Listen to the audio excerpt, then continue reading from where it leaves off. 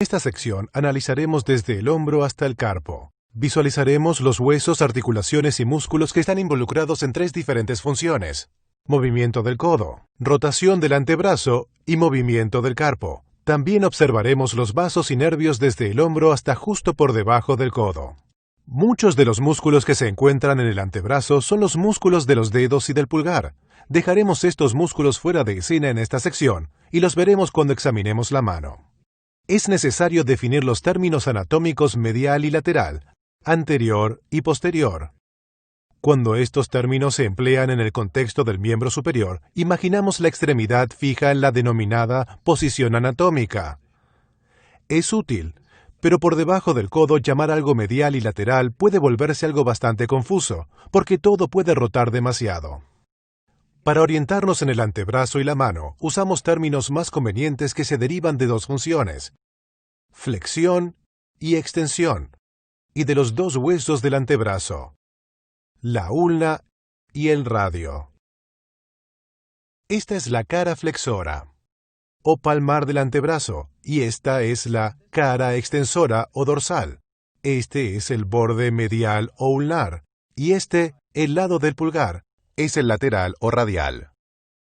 Comprendamos también los términos usados para definir el movimiento.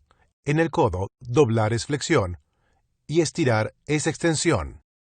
Las rotaciones del antebrazo se conocen como pronación y supinación. En la pronación, la palma de la mano se posiciona mirando hacia abajo y en la supinación hacia arriba. Para recordar cuál es cuál, recordemos que la supinación se corresponde con la posición de pedir algo. En el carpo, esto es flexión. Esto es extensión. Los 2 movimientos laterales son desviación ulnar y desviación lateral radial. Hay un último término para definir el brazo. Coloquialmente, todo esto es el brazo. Pero en anatomía, esto es el brazo, solo esta parte, y esto es el antebrazo. Examinemos ahora los huesos. Comencemos con el húmero. Ya hemos visualizado su extremo proximal. Observemos ahora su extremo distal.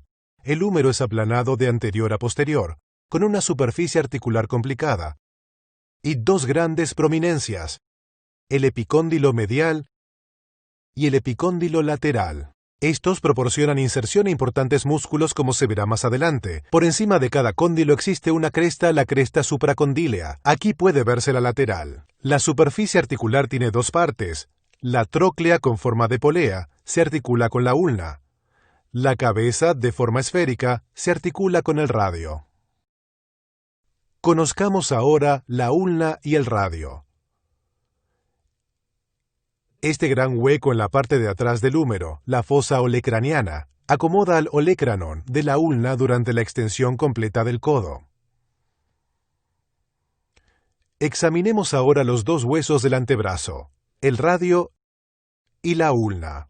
Se diferencian en que la ulna es más grande en los extremos proximales y el radio es más grande distalmente. También se diferencian en que el radio rota. La ulna no. Ambos huesos se mantienen juntos mediante las articulaciones radioulnar proximal y distal. La rotación del antebrazo se da en ambas articulaciones. Los 2 huesos también se mantienen unidos en su longitud por la fuerte pero flexible membrana interósea, que evita que los 2 huesos se muevan longitudinalmente relacionados entre sí. Examinemos los extremos proximales del radio y de la ulna. Observaremos primero la ulna. La característica principal del extremo proximal de la ulna es esta gran superficie articular redondeada. La cavidad que forma es conocida como incisura troclear. Se articula con la tróclea del húmero. El extremo más proximal de la ulna es olecranon, donde se inserta el tendón del tríceps. Esta proyección de la cara anterior se denomina proceso coronoides. Distal a la zona rugosa, la tuberosidad de la ulna marca la inserción del tendón del músculo braquial. En esta pequeña superficie redondeada, la incisura radial, se articula la cabeza del radio. Esta es la cabeza del radio. Este es el cuello del radio. El extremo de la cabeza se articula con la cabeza del cóndilo lateral del húmero. Este lado redondeado se articula parcialmente con la incisura radial de la ulna y parcialmente con el ligamento que la rodea, como veremos más adelante. Justo distal al cuello se encuentra la tuberosidad del radio, que sirve de inserción para el músculo bíceps braquial. Revisemos ahora esta singular articulación, la articulación del codo, en la cual suceden dos cosas bastante diferentes. El húmero se articula con los huesos del antebrazo para formar la articulación del codo, y los huesos del antebrazo se articulan entre sí, formando la articulación radioulnar proximal. Se presenta aquí la articulación sin su cápsula laxa y con sus ligamentos intactos. Aquí está la cara anterior de la articulación en extensión, y aquí está la cara posterior de la articulación flexionada.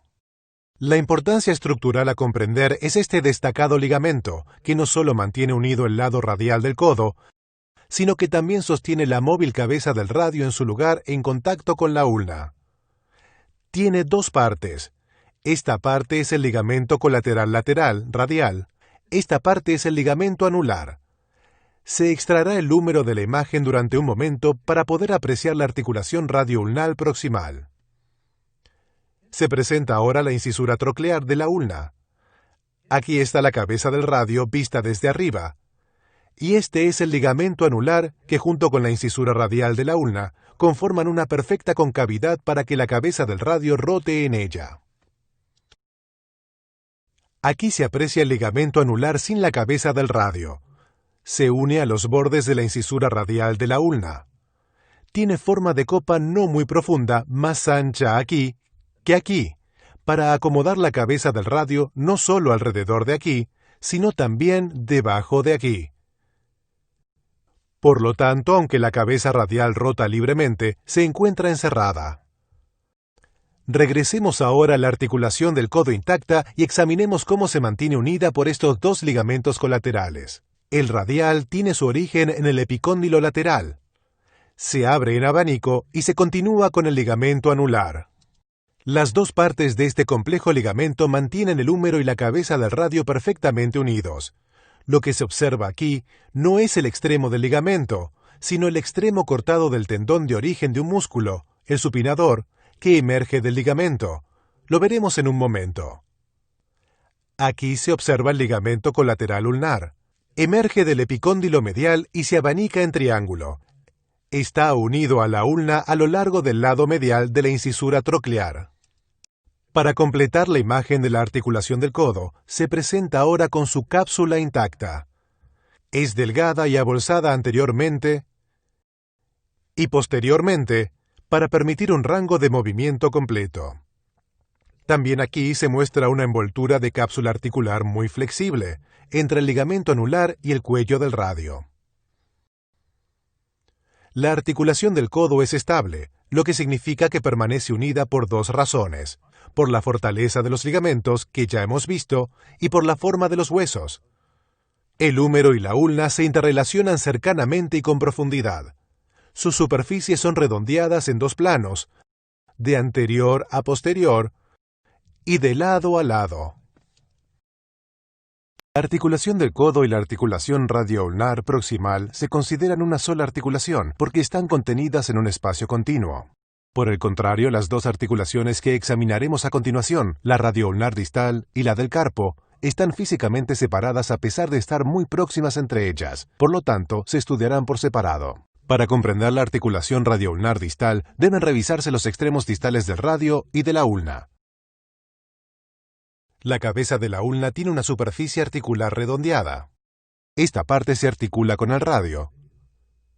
Y esta parte se articula con una estructura clave que veremos en un momento, el ligamento triangular. Este borde puntiagudo de la ulna se conoce como proceso estiloides del cúbito. El amplio extremo distal del radio tiene dos superficies articulares. Esta grande se articula con la fila proximal de los huesos del carpo para formar la articulación del carpo. Esta superficie menor se articula con la ulna. Esta punta es el proceso estiloides del radio. Aquí se encuentra la articulación radioulnar distal con su cápsula intacta. Y aquí sin la cápsula. Se presenta ahora la estructura que las mantiene juntas, el ligamento triangular, también conocido como disco articular. Se une al radio aquí y al proceso estiloides de la ulna aquí. Cuando el extremo distal del radio rota por encima de la cabeza de la ulna, el proceso estiloides del cúbito aporta el punto de rotación. Ahora se revisará la articulación del carpo. Aunque frecuentemente se hace referencia a la misma como una sola articulación, se trata de dos articulaciones muy unidas entre sí, la articulación radiocarpiana y la articulación mediocarpiana. Para entenderlas, observemos primero los huesos en esta dirección. 8 pequeños huesos forman el carpo. Distal al mismo se encuentran los huesos metacarpianos primero, segundo, tercero, cuarto y quinto. Los huesos del carpo se disponen en dos filas, una proximal y otra distal. Los huesos de cada una de estas filas se encuentran fuertemente unidos. Los 4 huesos de la fila proximal son el escafoides, el semilunar, el piramidal y el pisiforme, que reposa por sí mismo sobre el piramidal. El escafoides, el semilunar y parte del piramidal se articulan con el extremo distal del radio para formar la articulación radiocarpiana. La superficie distal de la fila proximal forma una escotadura cóncava profunda en la cual se articulan los huesos de la fila distal. Los huesos de la fila distal son el trapecio, el trapezoide, el capitado o grande y el ganchoso. El hueso grande y parte del ganchoso se proyectan proximalmente. Las bases de los 5 metacarpianos se articulan con la fila distal de los huesos del carpo. El primero, para el pulgar, se articula únicamente con el trapecio. Los otros 4 se articulan en una fila aquí. La fila distal de los huesos del carpo se articula con la fila proximal aquí, formando la articulación mediocarpiana. Las proyecciones del hueso grande y del ganchoso se articulan dentro de la escotadura de la fila proximal. Cuando se dan la flexión y la extensión en la muñeca, el movimiento sucede parcialmente en la articulación radiocarpiana y parcialmente en la articulación mediocarpiana. En las desviaciones medial y lateral, la acción sucede principalmente en la articulación radiocarpiana. Esta es la articulación del carpo, o mejor dicho, las articulaciones. Se han retirado la cápsula y los 2 ligamentos colaterales, aquí y aquí. Se han dejado intactos. Aquí se encuentra la articulación radiocarpiana y aquí la mediocarpiana. El ligamento colateral lateral o radial discurre desde el proceso estiloides del radio al escafoides y su vecino, el trapecio. El ligamento colateral ulnar discurre desde el proceso estiloides de la ulna hasta los huesos piramidal y pisiforme. Aquí se localiza la articulación del carpo con la cápsula articular intacta. La cápsula articular es gruesa y fuerte alrededor de toda la articulación. En la cara dorsal, la cápsula forma el amplio ligamento radiocarpiano dorsal. En la cara palmar, forma el ligamento radiocarpiano palmar. A diferencia del codo, que permanece unido parcialmente por la forma interrelacionada de los huesos, el carpo se mantiene totalmente unido gracias a la fortaleza de sus ligamentos. Los 2 ligamentos colaterales mantienen los huesos juntos durante la abducción y la aducción, y los ligamentos radiocarpianos los mantienen juntos durante la flexión y la extensión. Asimismo, la fortaleza de los ligamentos radiocarpianos asegura que cuando el radio rote, la mano lo acompañe. En el húmero, aquí se localizan el epicóndilo medial con su cresta supracondílea y el epicóndilo lateral con su cresta supracondílea. Aquí se encuentran la cabeza del cóndilo y la tróclea. En la ulna proximal, aquí se localizan la incisura troclear, el olecranon, el proceso coronoides, la tuberosidad ulnar y la incisura radial. En el radio proximal, aquí se localizan la cabeza, el cuello y la tuberosidad radial. Veamos aquí el ligamento colateral radial, el ligamento anular, el ligamento colateral ulnar y la cápsula articular. En la ulna distal, aquí se encuentran la cabeza y el proceso estiloides. En el radio distal, aquí están la superficie para la ulna, la superficie para la articulación del carpo y el proceso estiloides radial. Aquí se localizan el hueso escafoides, el seminular, el piramidal y el pisiforme. Y aquí los huesos trapecio, trapezoide, grande y ganchoso. Aquí están los metacarpianos. En el carpo, aquí están el ligamento triangular, el ligamento colateral lateral, el ligamento colateral medial y los ligamentos radiocarpiano palmar y radiocarpiano dorsal.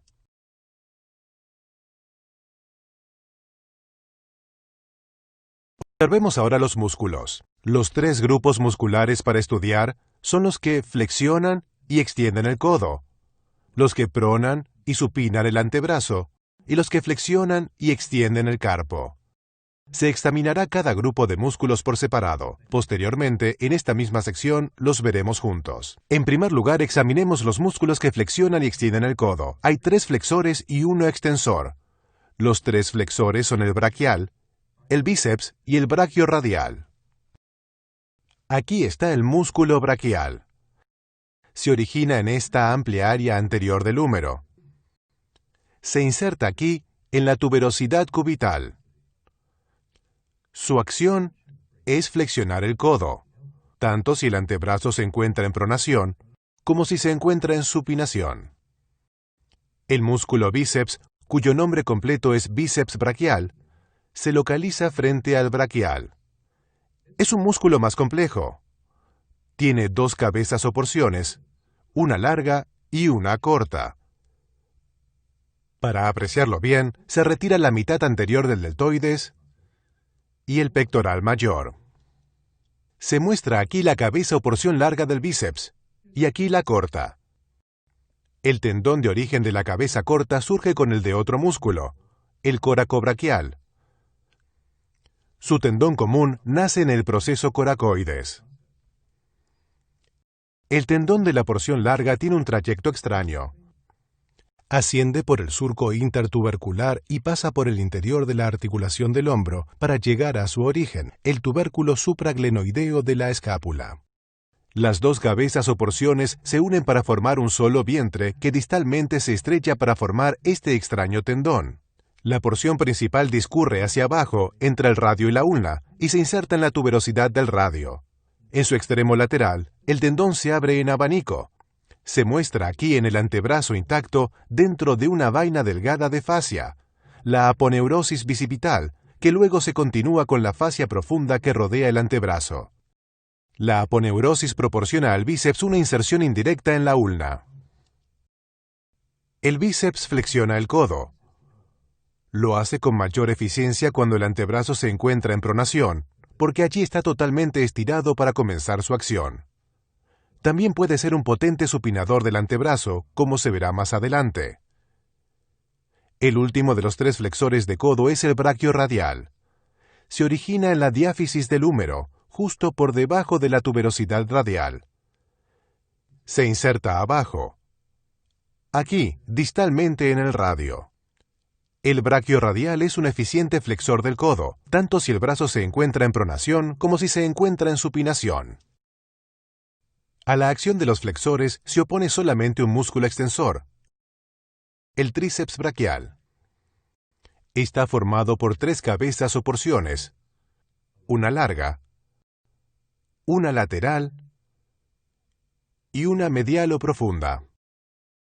La cabeza larga se origina, como se estudió en la última sección, en el tubérculo infraglenoideo de la escápula. La cabeza lateral se origina en la porción proximal de la cara posterior del húmero. La cabeza medial tiene su origen en el borde medial del surco oblicuo del húmero. Como veremos más adelante, el nervio radial discurre muy próximo al húmero entre las cabezas lateral y medial del tríceps braquial. Las 3 cabezas del tríceps braquial se unen para formar este tendón macizo, que se inserta aquí en el olecranon. La contracción del tríceps braquial extiende el codo. Para completar este tema, es necesario mencionar este pequeño músculo, el anconio. Su trayecto abarca desde el epicóndilo lateral hasta la cara lateral proximal de la ulna. El anconio es un débil extensor del codo. Ahora revisaremos los músculos que producen pronación y supinación. Hay 2 para cada uno. De los 2 músculos pronadores, el más grande y más proximal es el pronador redondo. Junto con otros varios músculos, se origina en el epicóndilo medial. Además, tiene una pequeña cabeza profunda que se origina en el proceso coronoides de la ulna. Aquí se localiza la porción profunda del pronador redondo. El nervio mediano pasa entre las 2 cabezas del pronador redondo cuando emerge de la fosa del codo y penetra en la cara anterior del antebrazo. El músculo pronador redondo se inserta aquí, a medio camino hacia abajo de la superficie lateral del radio. Aquí está su acción: la pronación. El segundo músculo pronador es el pronador cuadrado, que se origina en la porción distal cara anteromedial de la ulna y se inserta aquí, en el borde anterior y cara anterior de la porción distal del radio. Aquí está la acción de pronación del pronador cuadrado. Observemos ahora los 2 músculos que producen la supinación. El que aún no se ha estudiado se denomina simplemente supinador. Aquí se muestra. Nace en el epicóndilo lateral, el ligamento anular y la cresta de la ulna, la cresta del supinador. Se inserta en el radio a lo largo de una línea que termina justo por encima de la inserción del pronador redondo. El ramo profundo del nervio radial discurre a través del supinador, penetra aquí y emerge aquí, por debajo. Aquí está la acción del supinador. Una buena pareja para el pronador redondo. Ya conocemos el otro músculo supinador. Se trata del bíceps braquial.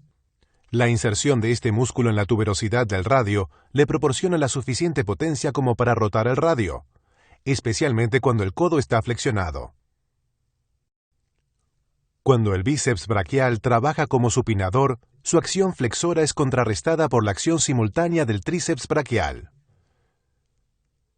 Debido a la vigorosa contribución del bíceps, la supinación es una acción más poderosa que la pronación.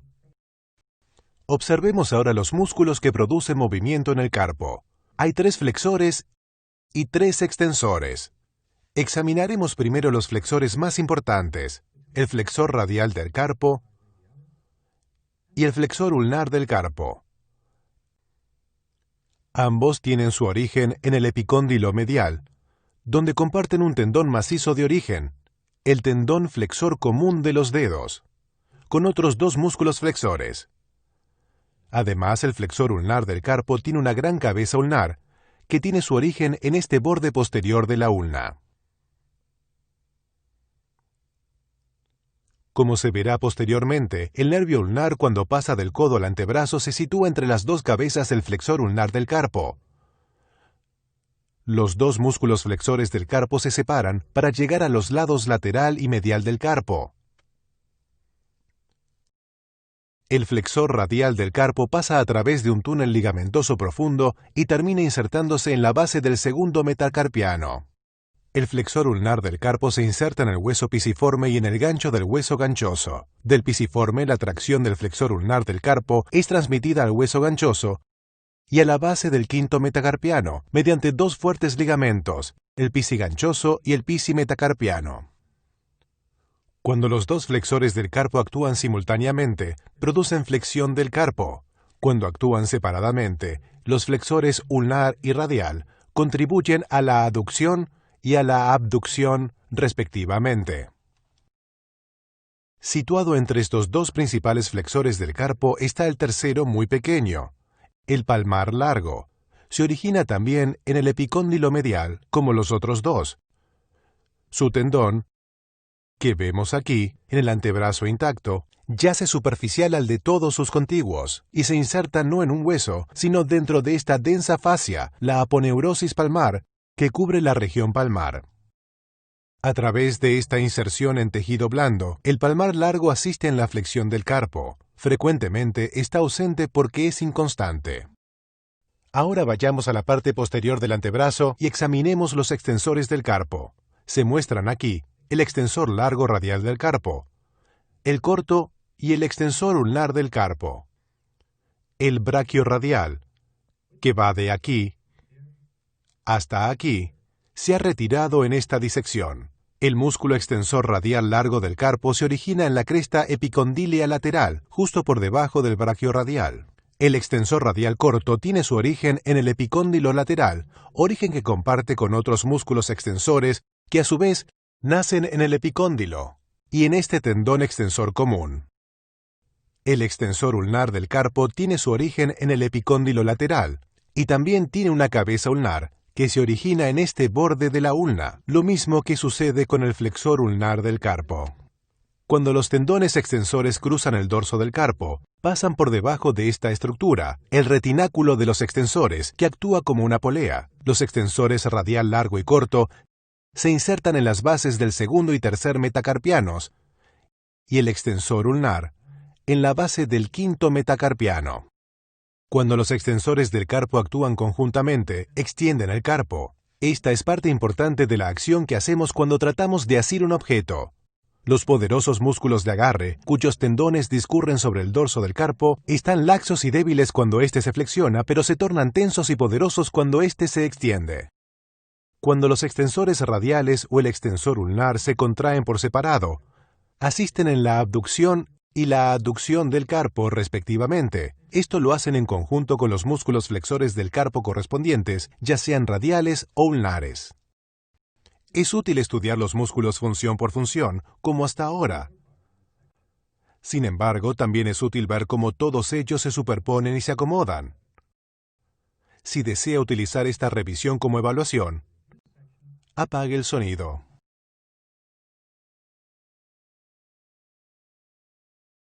Revisaremos una disección que incluye todos los músculos del brazo observados hasta ahora, así como del antebrazo y de la región colindante del hombro. Se muestra aquí el músculo bíceps braquial, con sus dos porciones cubiertas por los músculos deltoides y pectoral mayor. Esta es la porción corta del bíceps braquial que discurre cercana y lateral al músculo coracobraquial. Superior y posteriormente al bíceps braquial y al coracobraquial se encuentra el dorsal ancho.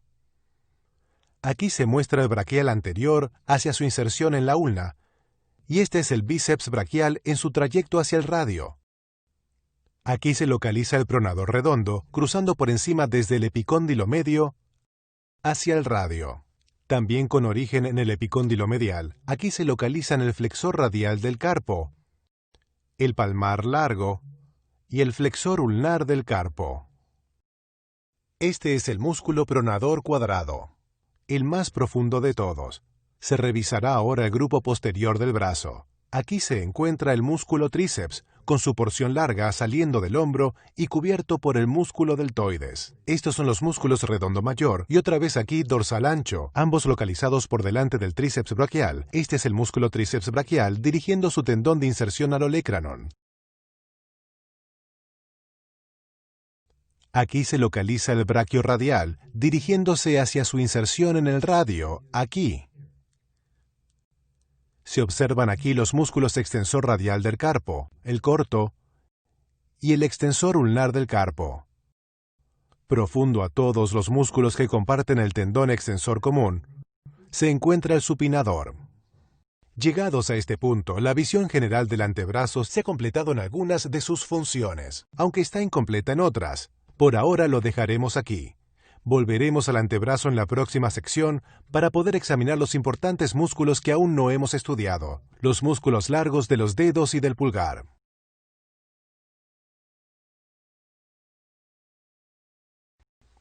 Continuemos con los vasos y nervios de la región. Iniciaremos con el hombro hasta la parte proximal del antebrazo. Examinaremos primero las venas. Muchas venas superficiales que drenan la mano y el antebrazo se unen justo inferiores a la fosa del codo para dar lugar a dos grandes venas, la basílica y la cefálica. La vena cefálica permanece a nivel superficial en su ascenso al brazo por encima del bíceps braquial y asciende hasta llegar al surco deltopectoral formado por los músculos deltoides y pectoral mayor.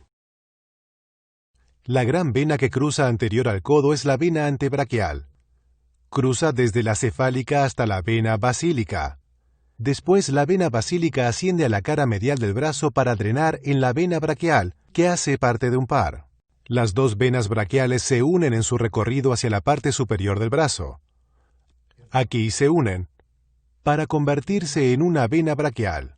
El nombre de esta vena cambia al llegar al hueco axilar, donde se convierte en vena axilar.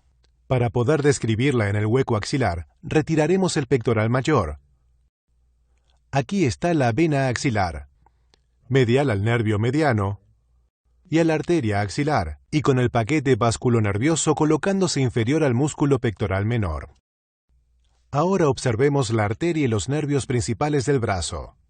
Para simplificar la imagen, las venas que corren paralelas a las arterias han sido retiradas desde aquí. Esta es la arteria principal, la arteria axilar. Emerge por debajo del pectoral menor, rodeada de nervios muy importantes. Cuando llega al brazo, su nombre cambia. Desde aquí hacia abajo es la arteria braquial. Aquí, justo al lado del dorsal ancho, da origen a una gran rama, la arteria braquial profunda, que discurre hacia atrás profunda al tríceps. A su lado discurre el nervio radial, que veremos en un minuto. La arteria braquial se desplaza inferiormente en relación medial del brazo a lo largo del músculo bíceps braquial. El nervio mediano pasa por encima de la arteria. La arteria braquial discurre por debajo de la aponeurosis bicipital, que se retirará. A lo largo del tendón del bíceps braquial se bifurca en las dos arterias principales del antebrazo, radial y ulnar. La arteria radial permanece bastante superficial. Discurre inferiormente al antebrazo entre el pronador redondo y el braquio radial. La arteria ulnar tiene un curso más profundo. Penetra inferiormente a lo largo del tendón del braquial y discurre profunda al músculo pronador redondo. Esto es todo por ahora con respecto a las arterias. Continuaremos con su descripción en la próxima sección. Regresemos hacia arriba y observemos los nervios. 4 nervios rodean la arteria axilar en su salida desde debajo del pectoral menor.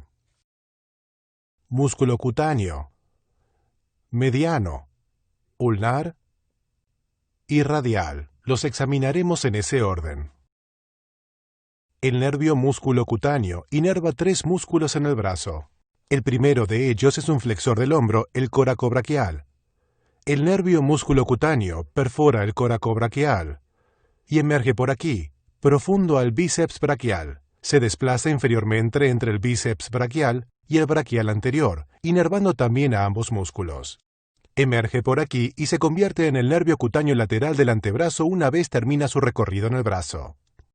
Los nervios mediano y ulnar se desplazan inferiormente al antebrazo y no proporcionan inervación. Los nervios mediano y cubital comienzan muy unidos, se separan a nivel del codo. El nervio mediano permanece cerca a la arteria braquial, cruzando al frente de ella. En el codo se sitúa medial a la arteria. Continúa inferiormente entre el tendón del bíceps braquial y del pronador redondo y pasa entre las dos cabezas del pronador redondo al entrar al antebrazo. El nervio ulnar se inclina hacia atrás a nivel de la porción distal del brazo, discurre hacia abajo medial al tendón del tríceps braquial y por detrás del epicóndilo medial. Voltea en una esquina aguda alrededor de la parte inferior del epicóndilo medial, donde existe un túnel fibroso para el mismo. Pasa entre las dos cabezas del músculo flexor ulnar del carpo al entrar al antebrazo. Una vez alcanzan la parte inferior del codo, los nervios mediano y ulnar se tornan responsables de la inervación de todos los músculos flexores y pronadores del antebrazo. De los músculos que hemos revisado hasta ahora, el nervio mediano inerva 4, el pronador redondo, el flexor radial del carpo, el palmar largo y el pronador cuadrado. El nervio ulnar inerva uno de los músculos que hemos examinado hasta ahora, el flexor ulnar del carpo. Finalmente, examinemos el nervio radial. Tiene un largo curso oblicuo, desde aquí, circularmente hasta aquí.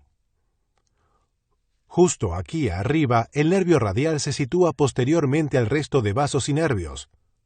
Justo por debajo del dorsal ancho, retrocede entre las porciones larga y medial del tríceps. Para seguir su curso, es necesario retroceder y encontrar el mismo sitio atrás. Aquí se encuentra la porción larga del tríceps braquial. Aquí la porción medial. Y aquí el nervio radial. Para observar hacia dónde continúa, se retira la porción larga del tríceps. Al pasar alrededor del húmero, se sitúa directamente sobre el hueso. Discurre entre las porciones medial y larga del tríceps. Luego pasa por debajo de la porción lateral para salir por aquí, todavía pegado al hueso, por encima del braquio radial. Cubierto por el braquio radial, llega al epicóndilo lateral, donde se divide en un ramo profundo o motor y otro superficial o ramo sensitivo. Por ahora, esto es todo con respecto al nervio radial. De los músculos que hemos revisado, el nervio radial inerva el tríceps braquial, el anconio, el braquio radial, los 3 extensores de muñeca y el supinador. Para terminar esta sección, revisemos brevemente primero los vasos y después los nervios, desde el hombro hasta el codo.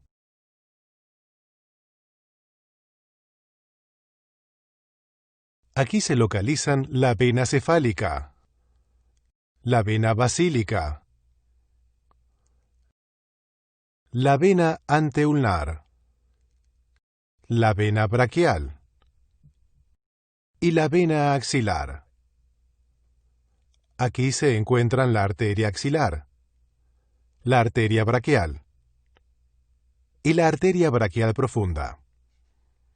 En el codo, la arteria radial y la arteria ulnar. Ahora es turno de los nervios. Se observan aquí el nervio musculocutáneo, el nervio mediano, el nervio ulnar y el nervio radial, con su ramo superficial y su ramo profundo. Así llegamos al final de esta sección. En la próxima sección, continuaremos con una parte muy importante del miembro superior, la mano.